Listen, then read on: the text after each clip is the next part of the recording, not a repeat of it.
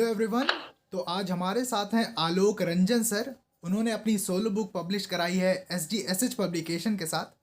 तो सर सबसे पहले आपको बहुत बहुत बधाई। हार्दिक आभार सर। आपकी बुक का शीर्षक है बेहद मोहब्बत। ये बताता है कि आपने अपनी बुक में कई तरह की यादों को संजो कर रखा होगा। तो सबसे पहले अपनी बुक जी, के बारे में थोड़ा सा बता दीजिए। देखिए, बेहद मोहब्बत एक शब्द ऐसा है जो कि सुनने वालों को और बोलने वाले दोनों के बीच में एक मोहब्बत का सिलसिला कायम कर देता है। पहली बात तो ये। और आजकल के मोहब्बत को जिस रूप में देखा जाता है, युवा या फिर समाज जिस रूप में देख रहा है, उससे हटकर मैंने देखा है उस रचनाओं में और उन पंक्तियों में, मोहब्बत किसी होटल या बाजार की चीज नहीं होती है। आपको भी मोहब्बत है आपके काम से। एक माँ को भी मोहब्बत है अपने बेटे से। यूं कह लीजिए कि एक काम करने वाले राज मिस्त्री को भी मोहब्बत होती है उसके औजार से। तो मोहब्बत कहीं भी हो सकती है और कहीं भी पैदा हो सकती है। तो मैंने उन रचनाओं में सिर्फ मोहब्बत को न लिखते थे, आपकी हमारी सबके जिंदगी से जुड़े कई आयाम को उसमें लिखने का प्रयास किया है। और अपने उन कविताओं से, उन लाइनों से देश के युवा पाठकों और तमाम देशवासियों से जुड़ने का प्रयास किया है। जी। ज़्यादातर लोगों के साथ कोई घटना हो जाती है जिसके बाद से लोग लिखना शुरू करते हैं। तो क्या सर आपके साथ भी कुछ ऐसा ही हुआ? जी नहीं, आपको जानकर आश्चर्य होगा कि मैं बचपन के दिनों में खूब अखबार पढ़ा करता था। और मैं जैसे कि अखबार इतना पढ़ता था कि लोग 2-4 मिनट हेडलाइंस वगैरह देख लेते थे। मैं किताबों की तरह उसे पढ़ता था, उससे चीजें जानकारियां निकालती थी। आपको एक बात बता दूं कि जब मैं छोटा था तो मेरे घर पे अखबार नहीं आया करती, तो मैं कहीं दूर जाया करता था। मतलब दुकान वगैरह थी, वहां पर अखबार मिल आती थी रोज, और मुझे एक चीज पता था तो मैं वहां बिन बताए किसी को चला जाता था और पढ़कर ससमय घर वापस आ जाया करता था। लेकिन फिर भी घर वालों, तो घर वाले ही होते हैं, उनके अंदर डर भय पैदा रहता था और लोग मुझे पुकारते थे, फिर मैं आता था। फिर कई बार मुझे डांट भी पड़ती थी, मार भी पड़ती थी इस वजह से। लेकिन जो मेरे अंदर का आशिक था अखबार पढ़ने के लिए, पाठक था अंदर में, वो मरा नहीं। मैं नवोदय विद्यालय के लाइब्रेरी से अपना अध्ययन स्टार्ट किया और वहीं से लिखने की जो शुरुआत हुई, बीज पनपी। और मैं बहुत सारी चीजों को क्या बताऊं, मैं जो देखता हूं वो भी लिखता हूं। और मेरे अंदर कहीं ना कहीं एक बूढ़ा व्यक्ति भी है, एक आशिक भी है, एक तड़पती माँ भी है। तो रचनाकार का यही काम होता है कि समाज के विभिन्न तरह के मुद्दा, उनकी आवाज को बनने का प्रयास करता हूं और इसी माध्यम से अपनी भाषा, सभ्यता, संस्कृति जो भी है विरासत को संभालने का प्रयास करता हूं। तो मेरे अंदर कोई घटना नहीं हुई, बल्कि मेरा शौक है। और आपको जानकर ये आश्चर्य हुआ कि मैं विज्ञान का विद्यार्थी रह चुका हूँ। इंटर मैंने विज्ञान से भी किया है और काफी रुचि रही मेरी रिसर्च में, और रिसर्च स्तर पर मैं लगातार 3 बार चाइल्ड साइंटिस्ट भी रह चुका हूँ। लेकिन एक होता है ना इंटर के बाद हिंदी साहित्य की पढ़ाई करना, तो कहीं ना कहीं एक प्रेम था। और कह लीजिए कि यूं मेरा साइंस से ब्रेकअप हो गया और एक हिंदी साहित्य से प्रेम हो गया, लगाव हो गया। और आज मैं उसी की पढ़ाई करता हूँ, जो पढ़ता हूँ लिखता हूँ, काफी प्रेम है और इसका सामंजस्य बना हुआ है। ऑल जी। Right sir. तो मैंने सर एक जगह पढ़ा था कि एक अच्छा लेखक वही है जो सभी वर्गों के लोगों को जोड़ ले अपनी राइटिंग से। और मैंने आपकी बुक पढ़ी, उसके जो जी। कंटेंट हैं, आपने 50 पोएम्स लिखी हैं इस बुक में, जी। बेहद मोहब्बतों में। तो मैंने उससे पता चल गया कि हाँ, आप वैसे लेखक हैं। तो सर जिस आपने ये बुक। अब मैं आपको बता दूं। जी। जी सर आप बताएं। अब मैं आपको बता दूं कि जब हम लोग लिखते हैं तो कभी कभी हमें रोना भी पड़ता है। और उस चीज को हमें अपने लेखक के तक पहुंचाना होता है। बहुत सारी चीजें होती हैं कि जब मैं लिखता हूं तो ऐसा लगता है कि जो मैं लिख रहा हूं वो मेरे पाठक के अंदर जा पाएगी या नहीं।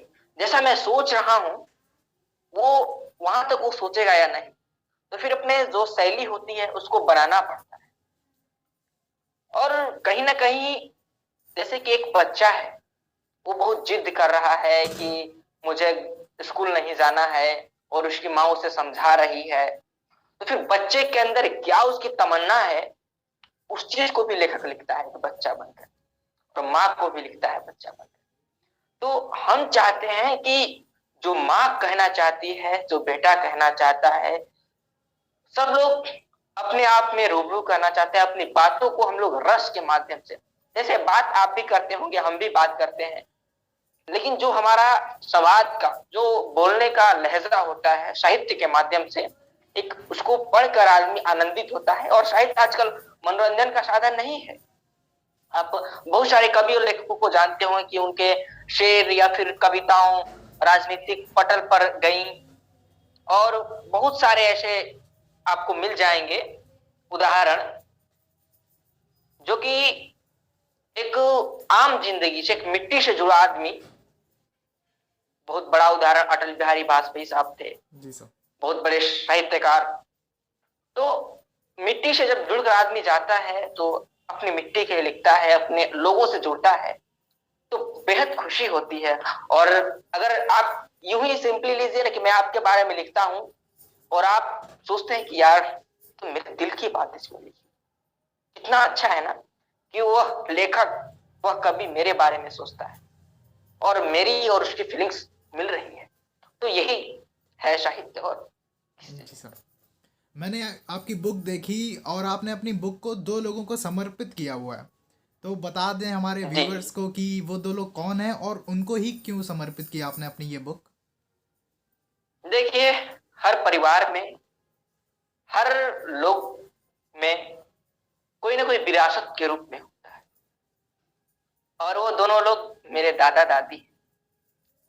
बचपन में मैंने एक दादाजी पर लिखा हुआ है कविता, द पपाइता दादा। तो ऐसी बहुत सारी घटनाएं हैं जो प्रेम, जैसे कि आप भी छोटे होंगे तो आपके दादा दादी होंगे, ऐसा महसूस कीजिए। तो कभी कभी आपके पिताजी आपसे नाराज होते होंगे और आपको मारने के लिए दौड़ते होंगे, तो दादी उनका हाथ पकड़ लेते। उसी ने अपने सामने क्रिएट कीजिए, दादा से पापा कभी डांट खाते होंगे, क्यों? क्योंकि उसने आपको मारा या फिर डांटा, कुछ ऐसे करके। बहुत प्रेम करते थे मेरे दादा दादी, हालांकि आज वो नहीं है, कहीं ना कहीं हमारे दिल में आज भी जिंदा है, और उनके द्वारा दिए गए बहुत सारे स्मरण आज भी हमारे लिए, और एक तरह से वो उनके विचार, उनके सोच है जो, उनको हम दाग नहीं लगने देंगे और अपनी विरासत को संभाल कर रखते हैं। और कहीं ना कहीं वो भी होंगे या फिर कई लोग उन्हें पढ़ेंगे तो लगेंगे कि जो, ऐसे हम कह सकते हैं सर आपसे भी कि हमारी जो सभ्यता है, संस्कृति रही है, पश्चिमी की तरफ धीरे धीरे जा रही है, कोरियन सॉन्ग या बहुत सारी चाउमीन।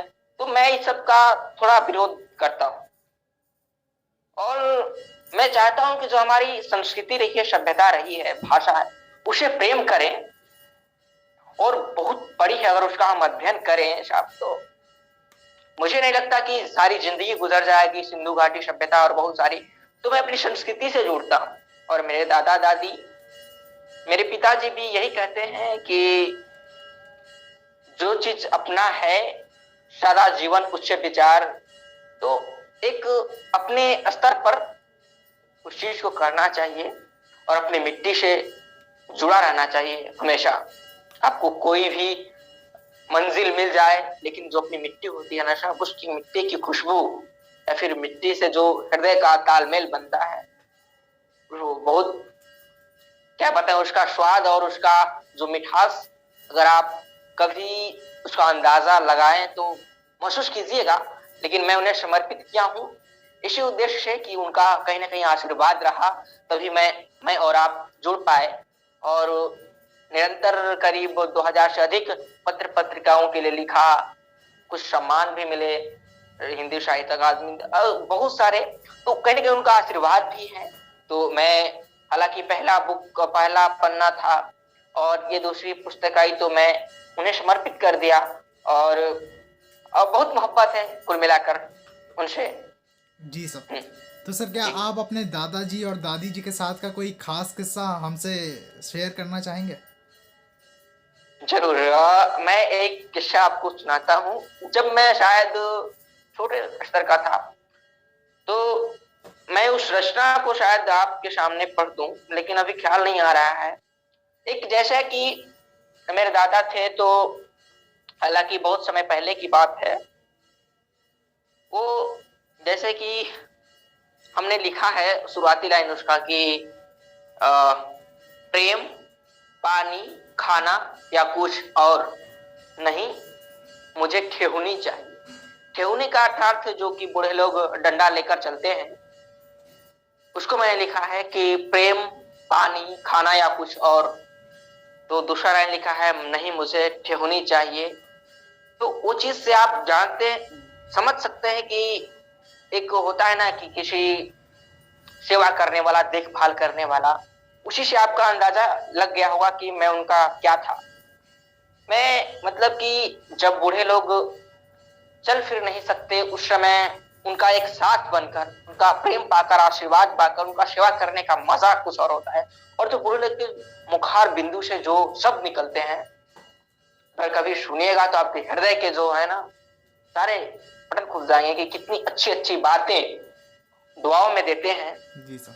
तो वही चीज है। और एक किस्सा सुनाता हूँ कि जब मैं था बचपन, 50 रुपए मेरे दादा दे दिए थे एक बार। तो मैं बहुत खुश हुआ कि 50 रुपए एक बार। तो फिर उनका रिप्लाई आया पीछे से कि 50 दिन सिर्फ आज के लिए नहीं है, 50 दिन अगले 100 दिनों के लिए है, और आप जाइए और इसे एक दुकान पर जमा कर दीजिए कि मेरा रोज का झंझट जो आप रोज रोज बोलते हैं कि मुझे कुछ चाहिए। पहले उस समय 50 पैसे चलते थे उस वक्त, तो मैं उस वक्त ले लिया करता था उनसे। और मैं जब पढ़ने जाया करता था नर्सरी क्लास में छोटे समय, तो मैं उनसे रोज यही गुजारिश किया करता था, दादा। तो समझ जाते थे कि बच्चा क्या मांग रहा है, फिर पूछते नहीं थे क्या। तो फिर वही दे दिए। बोले कि ऐसे कैसे चलेगा, अब 50 रुपए में 100 दिन, मान लीजिए कुछ किसी को रोज मिलता है तो बड़ा खुशी होती है। और इसी बहाने लोग जाकर पैर भी छू लेते हैं कि पैर छूने के बाद खड़ा हो जाते हैं, कुछ मिले, मिलेगा। मिले आशीर्वाद के रूप में से भगवान की मूर्ति के पास। तो वही चीज, तो फिर वो मिला, तो फिर मैंने जमा किया। फिर तो वही चीज आज मुझ तक याद रखता है, कहीं ना कहीं मेरे दिल के करीब है। और दादा इस समय जब मृत्यु के वक्त था, तो बहुत सारी कहानी किससे सुना है कि हम लोग किस स्तर से अपने आप को सुधारा है।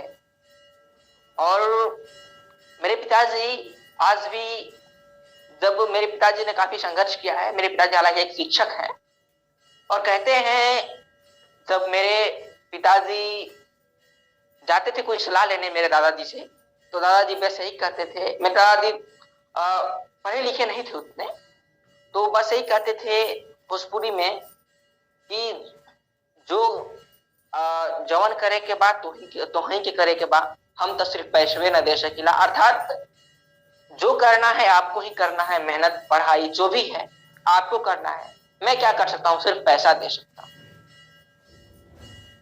तो वो चीज कहीं ना कहीं आशीर्वाद बन के आई। और हर घर में किसी न किसी देवता देवी इष्ट का पूजा होता होगा। आज भी हमारे घर हमारे दादा दादी का पूजा होता है, और हम लोग देवता देवी से बढ़कर मानते हैं, और कहीं ना कहीं उनका आशीर्वाद मिलता है, जिससे हम लोग फलते फूलते हैं। तो अब यही थी। जी सर। जी आपकी बुक में 50 कविताएं हैं, तो उनमें से आपको सबसे ज़्यादा कौन सी पसंद है और क्यों? देखिए, कोई लेखक के बारे में पूछेंगे कि बहुत सारे खाना बना दिया मैंने, और एक रसोइया है, बहुत सारी खाना बना दी और बहुत सारी तमाम की व्यंजन बनाई है, और उससे पूछे कौन अच्छा है, तो कहे कि खाओ पहले, उसके बाद तुम बताना कौन सा अच्छा है। बाकी मेरे ख्याल से मैंने तो सारे को मन से बनाया है। और जब आप कहते हैं कि कौन सा अच्छा है या फिर कौन सा चीज है, तो मैं उसको नजरअंदाज करूंगा, क्योंकि मैंने सबको मन से लिखा। और मैं जब लिखता हूं तो अपने आप को फील करता हूं। मैं कभी ऐसे नहीं लिखता कि बस किसी को देना है या फिर इस विषय पर लिखना है, ऐसा करके कभी नहीं। मैंने जो भी काम किया है अच्छा किया है। अगर आप चाहेंगे कि मैं उनमें से कुछ रचनाओं को आपके सामने रखूं, तो एक मिश्रण की रचना रखूंगा जिसमें श्रृंगार भी है और हास्य भी है। जी हालांकि सर। मैंने युवाओं के लिए लिखा था, आप भी युवा हैं और तमाम दर्शक श्रोता भी युवा होंगे। और मुख्य बात की यह किताब बेहद मोहब्बत है, तो युवा इसके लिए काफी इच्छुक है कि बेहद मोहब्बत में क्या स्टोरी होगी। तो मैं पढ़ता हूं और आपको थोड़ी सी भूमिका देता हूं कि दो दोस्त हैं। मान लीजिए आप ही मेरे दोस्त हैं, आप मुझसे कह रहे हैं और क्या कह रहे हैं, मैं उसे पढ़ता हूं। श्रृंगार और हास्य दोनों में है, गौर कीजिएगा। इश्क के स्कूल में नाम लिखाना है, इश्क के स्कूल में नाम लिखाना है, बोलना दोस्त कहाँ जाऊं दिल लगाना है, बोलना दोस्त कहाँ जाऊं दिल दिल लगाना। लगाना है। पास पड़ोस में सब मुझे भाई बोल है देती, पास पड़ोस में सब मुझे भाई बोल है देती। व्हाट्सएप जाऊं इंस्टा जाऊं या फेसबुक का जमाना है, व्हाट्सएप जाऊं इंस्टा जाऊं या फेसबुक का जमाना है। मैंने बहुत खोली प्रोफाइल, बहुत सिंगल है पाया, मैंने बहुत खोली प्रोफाइल, बहुत सिंगल है पाया, जब हाय भेजा तो ब्लैक लिस्ट में आया, जब हाय भेजा तो ब्लैक लिस्ट में आया। बोलना क्या लिखूं ऐसा कि मिल जाए महबूब, बोलना क्या लिखूं ऐसा कि मिल जाए महबूब, मुझे भी वो बाबू सोना वाला खाना खाना है, मुझे भी वो बाबू सोना वाला खाना खाना है। बहुत को दो दो तड़प जाता है मेरा मन, बहुत को दो दो तड़प जाता है मेरा मन, मुझे एक भी नहीं एक ऐसा जमाना है, मुझे एक भी नहीं कैसा जमाना है।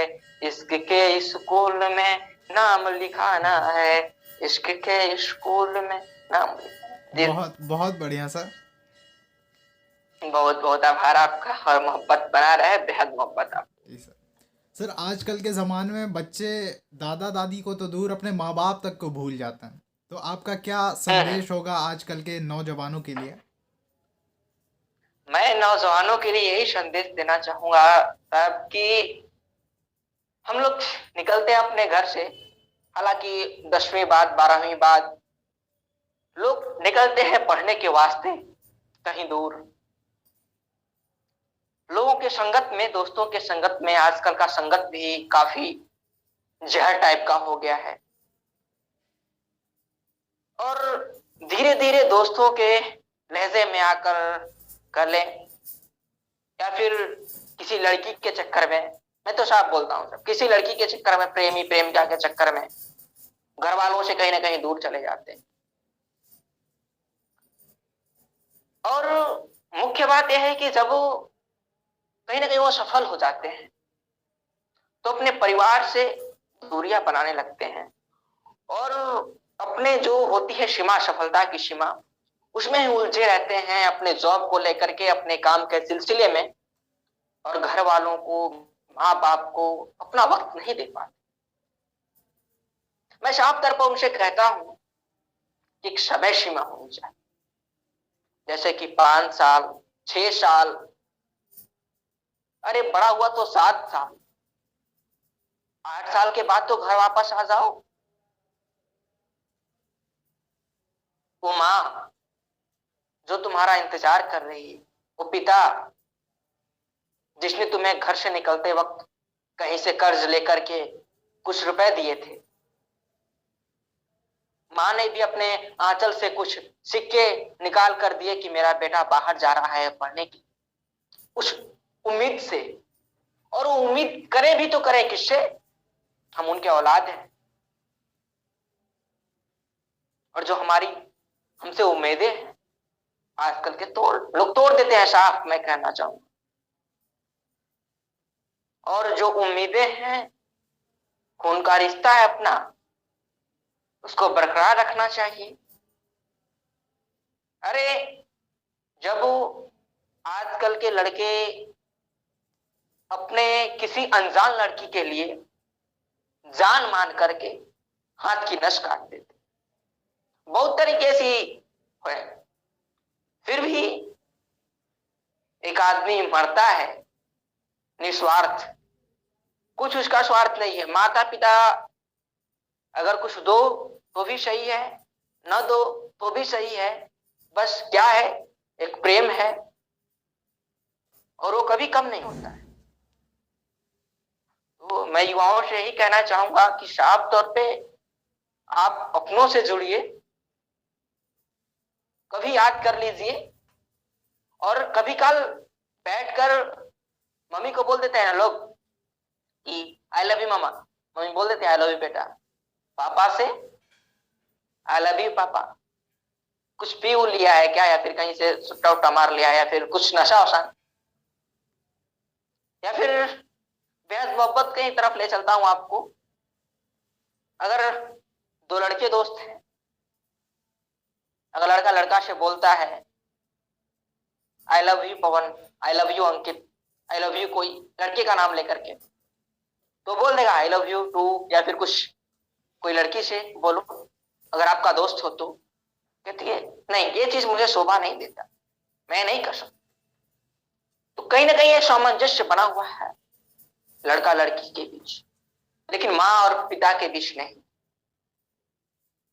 जी सर। जो आत्मीय है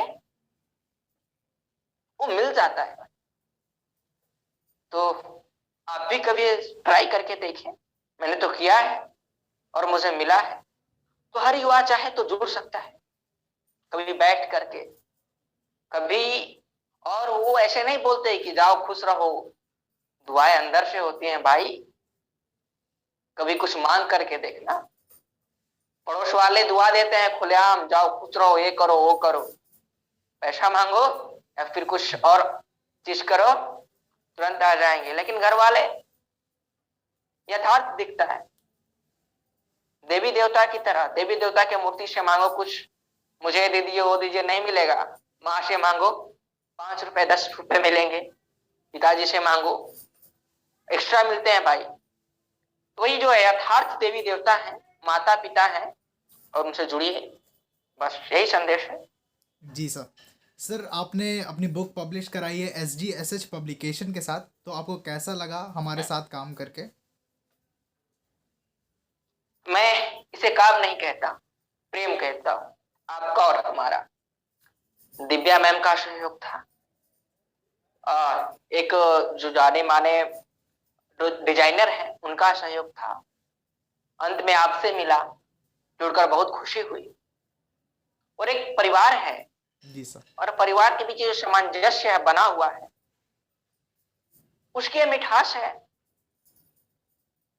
मुख्य बात यह है कि हम इसे कोई काम नहीं कहेंगे अपनी, एक जैसे कि थोड़ा सा मुझे कोई घर बनाना है, एक ईंट आप दिए, कुछ सामान मैं दिया, कुछ सामान वो दिए, घर बनकर तैयार हो गया। तो ये आपका और मेरा प्रेम है। और जब कोई प्रेमी प्रेमी से मिलता है तो उसे जाहिर सी बात है कि किसी प्रेमी प्रेमिका जब मिलते हैं तो उस खुशी से कम हो ही नहीं सकती। जी सर। तो हमारी जो आत्मीयता है आप लोग के साथ सदैव है। और हालांकि दिव्या मैम का जो रहा है शुरू से यह प्रयास की लोगों को, नए रचनाकारों को आगे लाया जाए, तो अच्छा लगा मुझे भी और मैं उनसे जुड़ा। और उनसे मैंने सेवा लिया, उन्होंने भी मुझे अपना बहुमूल्य समय दिया और आप सभी लोगों का प्यार मिला। इसके लिए आप सभी लोगों का तहे दिल से शुक्रिया अदा करता हूँ, आभार प्रकट करता हूँ। जी सर। विशेष धन्यवाद दिव्या मैम को, जो डिजाइनर हैं हरि, उनको, और जिन्होंने कवर डिजाइन की। आपको सारे परिवार को मेरे तरफ से शुक्रिया अदा करता हूँ, आभार प्रकट करता हूँ और आप सभी के लिए ढेर सारी शुभकामनाएं।